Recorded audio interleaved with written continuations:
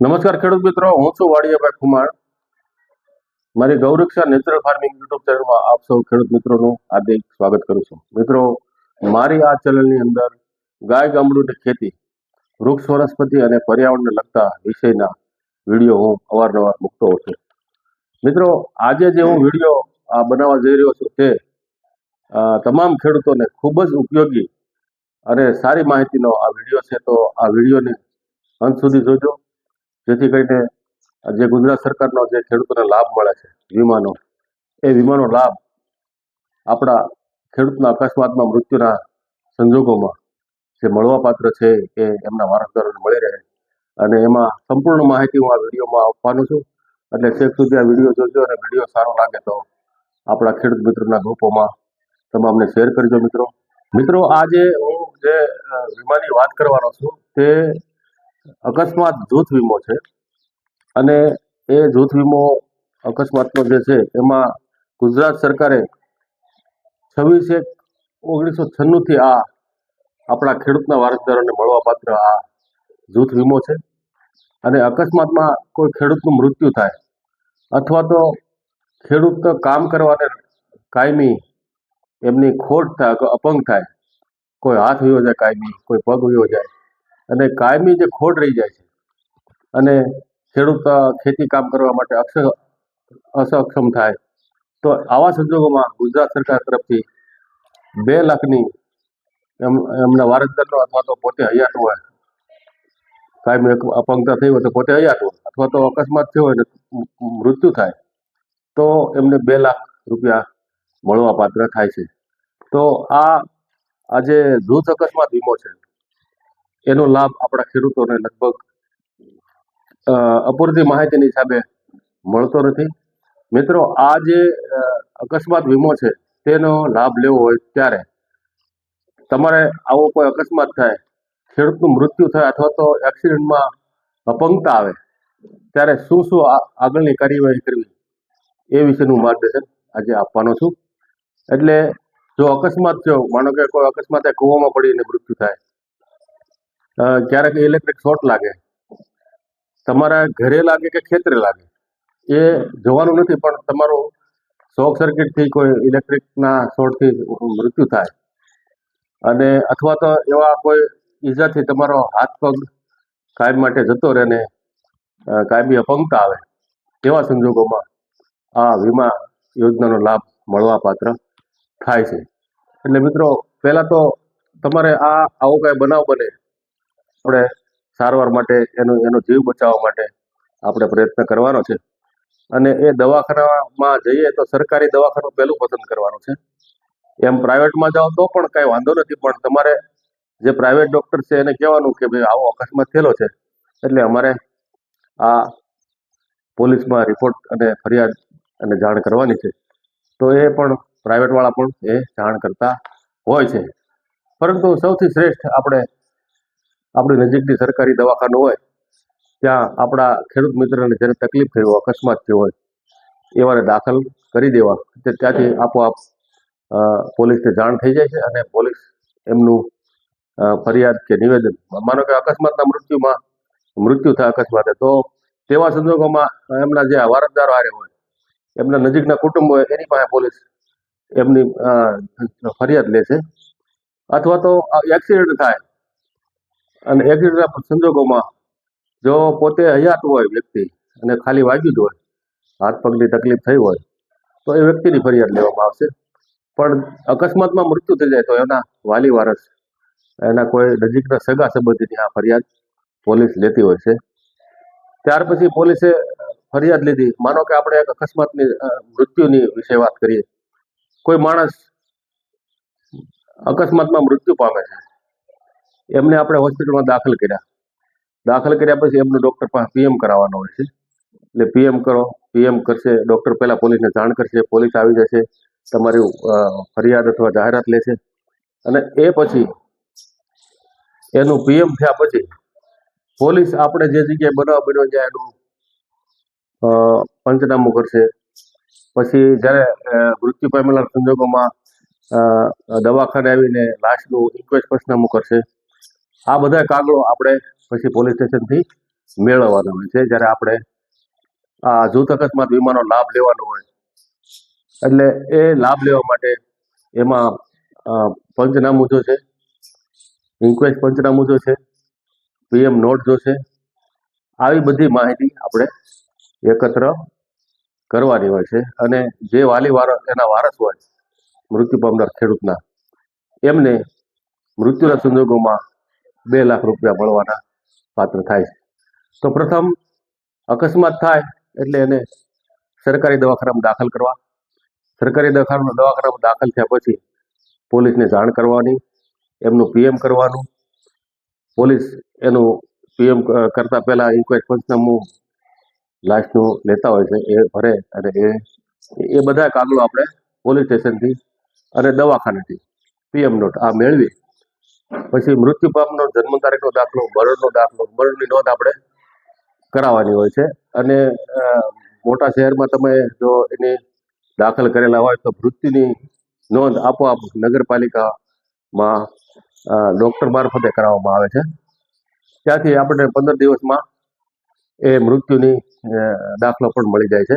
એટલે આવા તમામ પ્રકારના દાખલા મેળવી ખેતીવાડી અધિકારી આપણા જિલ્લાના જે હોય છે, માનો કે અમરેલીના હોય તો અમરેલીના જિલ્લા પંચાયતમાં જિલ્લા ખેતીવાડી અધિકારીની ઓફિસમાં જઈ એનું એક ફોર્મ આવે છે. એ ફોર્મ હું તમને બતાવું છું કે આ પ્રકારનું એનું ફોર્મ આવે છે. જો આ સરસ આ રીતે તમે એ ફોર્મ મેળવી શકો છો. આ 3-4 પાનાનું ફોર્મ આવે છે. એમાં જે કંઈ ખાના ભરવાના હોય છે એ માહિતી બધી ભરી દેવાની હોય છે. આ સરસ મજાનું આ એક ફોર્મ છે 2 પાનાનું. તો આમાં આ જે કાંઈ માહિતી માંગવામાં આવી છે એ માહિતીનું ફોર્મ તમારે ભરી એની સાથે તમામ પ્રકારના જે ડોક્યુમેન્ટ માંગે એ ભરી દેવાના હોય છે, જોડી દેવાના હોય છે. એમાં ખાસ કરીને પેઢીનામું આપણે વારસદારોનું જોડવાનું હોય છે, એ પણ ભૂલવાનું નથી. એટલે આપણે જોઈએ કે આમાં ક્યાં ડોક્યુમેન્ટ જોઈએ છે. એક તો જાણે મેં તમને બતાવેલી એક નિયત અરજી જોઈએ છે. પછી ખેડૂત ખાતેદાર જે મૃત્યુ પામે છે તેના 7, 12 અને 8 અને હકપત્રક એટલે કે ગામનો નમૂનો નંબર 6 એ તલાટી મંત્રી પાસેથી કઢાવી અને આ ફોર્મની સાથે જોડવાનો હોય છે. પછી એફઆઈઆર અથવા બનાવની જાહેરાત, કોઈકમાં એફઆઈઆર થાય, કોઈકમાં જાહેરાત થાય. એટલે એ એફઆઈઆરને બદલે આપણે એફઆઈઆર ન થઈ હોય તો આપણે જે જાહેરાત કરી હોય દવાખાનામાં કે ભાઈ આ શોર્ટ સર્કિટથી આ ખેડૂતનું મૃત્યુ થયું તો એની જાહેરાત થાય. પણ અકસ્માત થયો તો એનો એફઆઈઆર પણ થતી હોય છે. તો આ એફઆઈઆર અથવા બનાવની જાહેરાત જે તે પોલીસ સ્ટેશનમાંથી આપણે મેળવી અને આ ફોર્મ સાથે જોડવાની હોય છે. પછી પીએમ નોટ મેળવવાની. પીએમ નોટ કઈ રીતે મળશે? તો પહેલા તમારે પોલીસ સ્ટેશન જવું પડશે અને પોલીસ સ્ટેશનથી જે તપાસનીશ અધિકારી છે એ લખી દેશે નો ડ્યુ સર્ટિફિકેટ, નો વાંધા સર્ટિફિકેટ, કે ભાઈ આ વ્યક્તિને આ જૂથ વીમાના કામે આ પીએમ નોટની જરૂર હોય તો એમને પીએમ નોટ આપવામાં અમારે કંઈ વાંધા સરખું નથી. એવું ડૉક્ટર શ્રી જે મેડિકલ ઓફિસર હોય એના ઉપર એક પત્ર લખી એ પત્ર લઈને તમારે દવાખાને જવાનું હોય છે અને ત્યાંથી પીએમ નોટ એના સહી સિક્કાવાળી તમારે મેળવીને આની સાથે જોડવાની હોય છે. પછી પોલીસ સ્ટેશનથી ઇન્ક્વેસ્ટ પંચનામું કે લાસ્ટ તમારે જ્યારે દવાખાનામાં હોય ત્યારે પોલીસ એનું લાસ્ટનું વર્ણન લખ્યા છે એ ઇન્ક્વેસ્ટ પંચનામું લેવાનું. પછી સારવાર કાંઈ જો માનો કે અકસ્માત થયો અને મૃત્યુ નથી પામ્યા તો મૃત્યુ ન પામ્યા હોય તો એના સારવારમાં જે કાંઈ દવાના બિલો છે એ પણ સાચવવાના. જન્મ તારીખનો પુરાવો એ વ્યક્તિ જો હયાત હોય તો એનો, અકસ્માતમાં ખાલી મોટી ઈજા થઈ હોય અને હાથ પગ ગુમાવનાર એવી શક્યતા હોય તો એનો જન્મ તારીખનો પુરાવો, અને જો મૃત્યુ પામ્યા તો મરણનો દાખલો તમારે લેવાનો.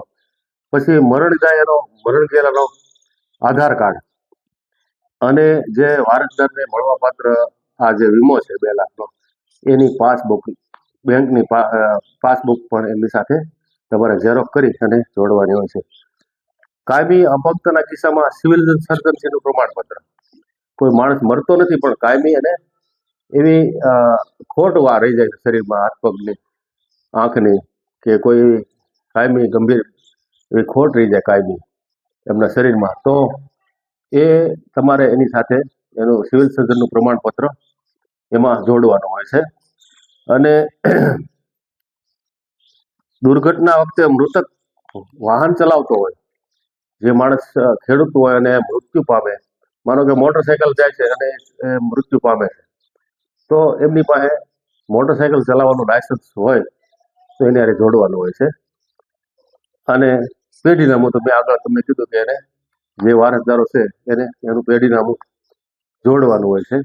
પછી આ રકમ, માનો કે કોઈ ખેડૂતના વારસદારમાં 7 વ્યક્તિ છે, તો આ રકમ આ 7 વ્યક્તિ કોઈ એક વ્યક્તિને સંમતિ આપે, એવું સંમતિનું એક અંદર ફોર્મ છે એમાં જોડેલું હોય છે કે ભાઈ અમે ફલાણી અમે 7 વ્યક્તિ છે, ભાઈ બહેન અથવા મમ્મી, એ 7 વ્યક્તિમાંથી અમે મમ્મીને આ રકમ મળવા પાત્ર થાય એવી અમે સંમતિ આપીએ છીએ.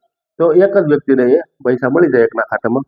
અંતે તો આપણા પરિવારને જે વાપરવાના હોય છે, એટલે આવી સંમતિ લઈને આ ફોર્મ ભરવાનું હોય છે. તો ખેડૂત મિત્રો, આ જે ખેડૂત અકસ્માત જૂથ વીમો છે, એનો લાભ લેવા માટે એની એક સમય મર્યાદા નક્કી કરી છે સરકારે.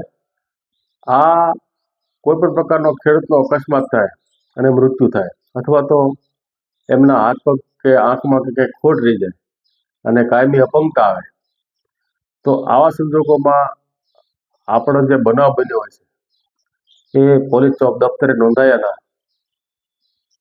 તારીખથી 150 દિવસ સુધી આ તમે જૂથ વીમાનો ક્લેમ કરી શકો છો. એ પછી કરી શકતા નથી, એની તમામે ખાસ નોંધ લેવી. મિત્રો, આમાં એક ખાસ સ્પષ્ટતા કરવાની કે આ જે જૂથ અકસ્માત વીમો છે એ માત્ર ને માત્ર અકસ્માત થઈને મૃત્યુ પામે અથવા અકસ્માત થઈને એની કાયમી શરીરના અંગોની ખોટ ખાપણ રહે તો જ મળવા પાત્ર છે. કોઈ વ્યક્તિ ઝેરી દવા પી જાય છે અને મૃત્યુ પામે છે, ગળા ફાંસો ખાઈને ગુજરી જાય છે, મૂળ તો આત્મઘાત કરે છે, તો તેવા સંજોગોમાં આ યોજના લાગુ પડતી નથી. પણ ખેડૂત ખેતરમાં દવા છાંટતો હોય અને એ ઝેરી દવાની અસર થાય અને મૃત્યુ પામે તો આ વીમાનો લાભ મળવા પાત્ર થાય છે. એટલે આપણે જ્યારે જાહેરાત કરી પોલીસ સ્ટેશનમાં, પોલીસ આવે ત્યારે, તો વિવેક બુદ્ધિથી જે કાંઈ બનાવ બન્યો છે એની જાહેરાત કરી અને આ બધી વીમાની જે કાંઈ યોજના છે એનો લાભ ખેડૂતોએ લેવો જોઈએ. તો મિત્રો, આ રીતે આ જે ખેડૂતનો અકસ્માતના જૂથ વીમો છે એનું પ્રીમિયમ ગુજરાત સરકાર ખેડૂતનું તમામનું ભરે છે. અને એક ખાસ બીજી સલાહ મારે ખેડૂત મિત્રોને આપવી છે કે આપણે ઘણી વખત એવું કરતા હોય છે, લાંબા ગાળા સુધી આપણે આપણા જે પુત્રો પુત્રી છે એના નામ આપણી ખેતીમાં ચડાવતા નથી હોતા.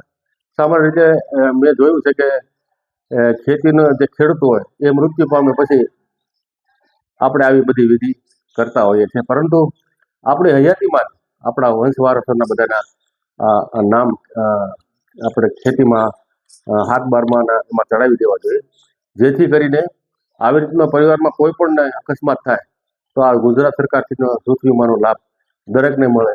જેનું નામ હાથ બારમાં હશે એવા જ ખેડૂતોને આ લાભ મળવા પાત્ર છે. એ ખાસ નોંધ બધાએ લેજો. એટલે જે ખેડૂત છે આજનો એ એ એ એમની હયાતીમાં જ બધા વારસદારોના નામ ખેતીમાં ચડાવી દે. અને આમાં ક્યારે મૃત્યુનું નક્કી નથી હોતું, કારણ આપણા પરિવારમાંથી કોણ ક્યારે સ્વધામ પહોંચી જાય. તો આવી રીતે આપણે બધા ખેડૂતોએ ની નોંધ લેવી કે આ આપણા વારસદારોના નામો આપણી ખેતીમાં ચડાવી દેવા.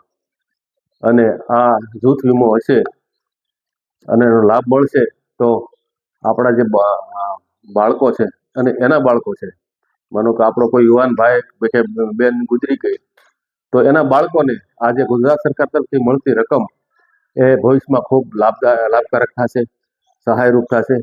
એટલે મિત્રો, મારે તમને બધાને કરબદ્ધ પ્રાર્થના છે કે દરેક ખેડૂત મિત્રોએ પોતાના વારસદારોના નામ ખેતીના હાથ બારમાં ને જે કાંઈ ચડાવવાની વિધિ છે મામલતદાર શ્રી પાસેથી કરાવી લેવી.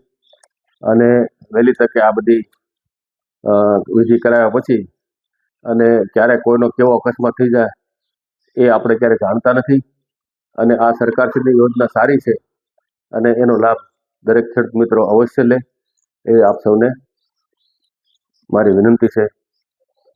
ભારત માતા કી જય. જય જય ગરવી ગુજરાત.